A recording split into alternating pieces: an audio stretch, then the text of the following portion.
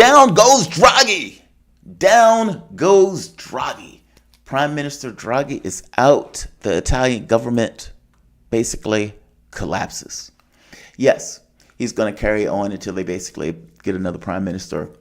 But the unity government that Italy was running with is basically no more. Mario Draghi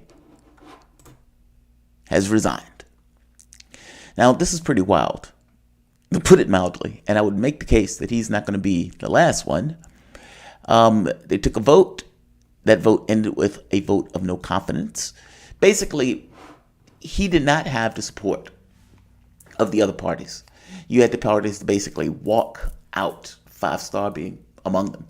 The interesting thing here, though, is if you remember, last week he went, gave his resignation. President, I think this is pronounced Mattarella, basically said, no, go back and do your job. In which case, this limbo basically took place for like a week. It was expected that he was going to have to drag his body back to Parliament in order to kind of make a pitch. And in this case, the pitch didn't work. He no longer had the confidence of various parties in the government. He has said before that he wanted the confidence of those groups in order to continue the job. Well, he didn't necessarily have it. So now the Italian government implodes. Now, you could say this is the place where we're trash incinerator. But like I said, when you read into the details, you see a more fleshed out thing where inflation is going through the roof. It's putting pressure on the government itself. And more importantly than inflation going through the roof and putting pressure on the government, you had certain political parties, Conte being among them, meaning the Five Star, who was skeptical of the war in Ukraine and was making this kind of argument of, we are arming these guys, we are prolonging this war, we're prolonging this conflict. And on top of prolonging this conflict, we are damaging our domestic population because of what we're doing. Meaning every gun, every bullet, every item that we send to Ukraine basically is adversely affecting us domestically in the form of economic and political carnage. The rub here, though, is it's irrelevant what you do at this point. This course is set for the foreseeable future where Europe will be colder and poorer. Now, what he wanted to do was give resources to the public itself in order to offset how bad they were basically getting hit. He's not the only country, of course. You have the other countries in Europe that are also being hit, double-digit inflation. At this point, Britain is 9.4% or something like that in the latest numbers. It's astonishing. Europe has even at this point started to increase interest rates. And of course, that also means interest rates is pressure on jobs. The entire point of it is that you would cut the money supply in such a way that people wouldn't necessarily, let's say, make certain purchases, or for that matter, companies wouldn't take certain actions. We have France, political turmoil. Bojo, out. Schultz, hated. And again, I suspect this is not going to be the only one. This is not going to be the only one. This is just another one in a number of European countries that are taking a hit. I mean, for God's sake, think about what they're doing for the moment. Ursula von der Leyen is basically like, what did she say? They're trying to bully us. They're trying to bully us. Talking about Russia, saying they're trying to bully us. And this is some kind of economic war and all of this other stuff. They're blackmailing us. They're blackmailing us. Yeah, that's what they're blackmailing us.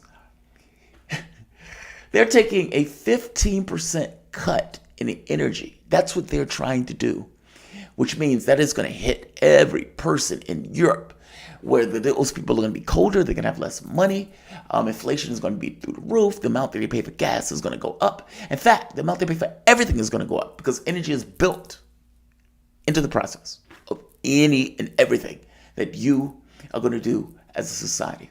You are able to get cheap Russian fuel. Cheap Russian fuel. I feel like this is the scene from The Dead Presidents. He's like, don't bite the hand that feed you, N-word. It's that. Don't bite the hand that feed you.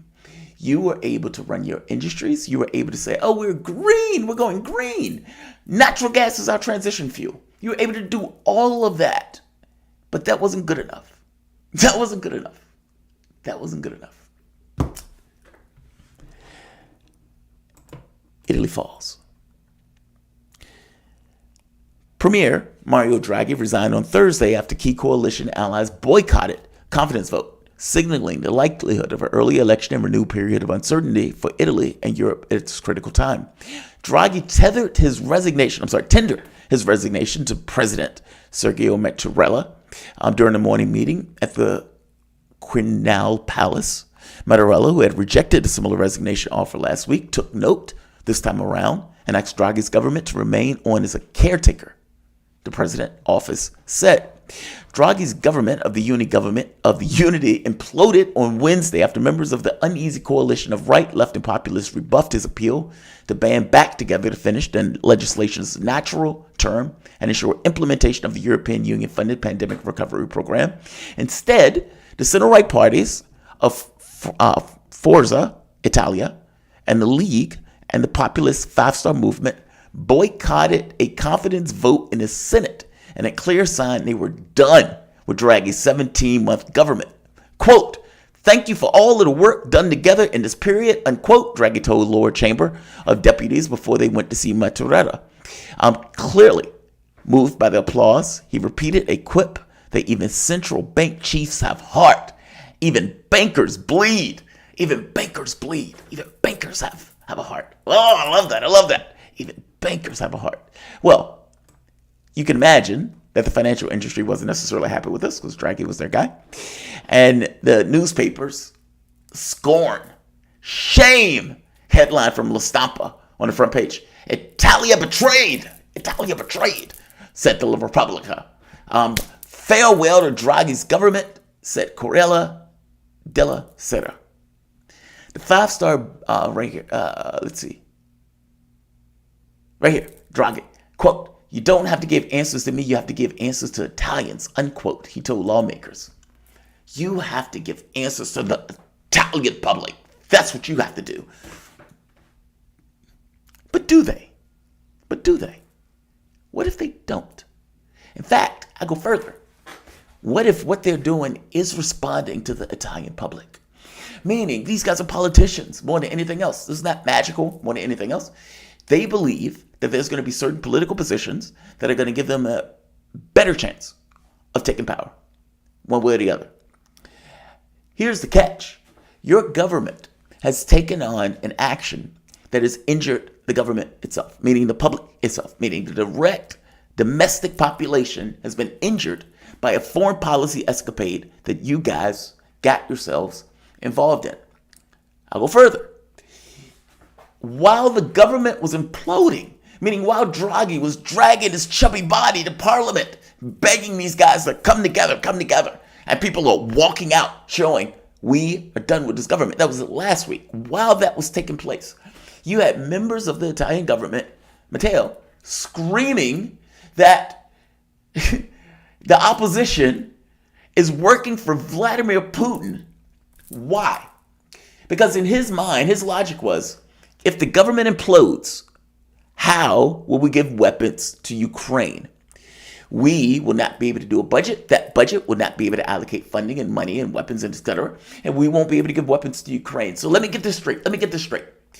As the government of Italy was imploding, falling apart, literally collapsing, perched at the brink of oblivion, with the prime minister giving in his card to resign. While that was taking place, all of these Italians are, oh, what's going to happen? The government is about to fall. Your biggest worry was getting weapons to Ukraine. Now, you honest to God believe that they have to answer that to the Italian public? Or do you have to answer that to the Italian public? This notion that their government is falling and the biggest concern that you have is weapons to another country that's losing a war, by the way, while you get hit in an economic war that your public know that you started. My point here is that the public itself that has been getting hit with that stuff, and they have elements of, let's say, people who are going to be running, who's going to be making two arguments. We need to stop this war in Ukraine. This is conjecture on my part. I don't know this. But they're going to be skeptical of the war in Ukraine. They're going to make the point that what we are doing, or what they're doing, is basically inflaming that war and keeping that war going. And they're going to say there needs to be some level of relief for the Italian public that is dealing with the consequences of that inflation and, yeah, of that war. Now, if you are running against somebody who is basically arguing that you need to give more weapons and money to Ukraine at the point where the Italian public is getting hit with all sorts of energy bills, food costs, rationing from the standpoint of what they could do for energy, what that's going to look like in the winter. Oh my God, winter's coming. Yeah, you got to deal with that. And this is on top of Italy already having this kind of debt issue that it's going to have to somehow grapple with while simultaneously dealing with energy costs that are ridiculously much higher. That's not easy. That's called pressure. That's called pressure.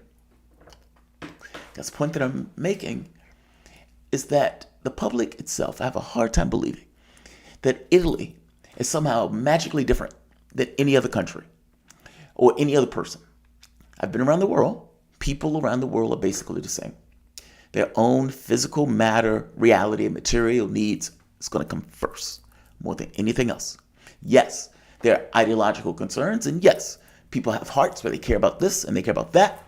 But keep in mind, what they're willing to give away or what they're willing to sacrifice is entirely tethered to what they already have and what they feel secure in what they have. Meaning, if the individual feels secure in what they have, then yes, they will be far more giving in regards to what they're willing to sacrifice, what they're willing to give. And of course, that stuff is always jockeying a position of sorts of my own needs versus the needs of other people in your own framing. So fair enough. But what you're asking them to bear and what you're asking them to take on physically, your justification for it is lacking. Your justification is going to be lacking. And when those political parties are going to be making their arguments, I could be wrong, but I don't think it's going to be the people who are screaming, let's give more money and weapons to Ukraine.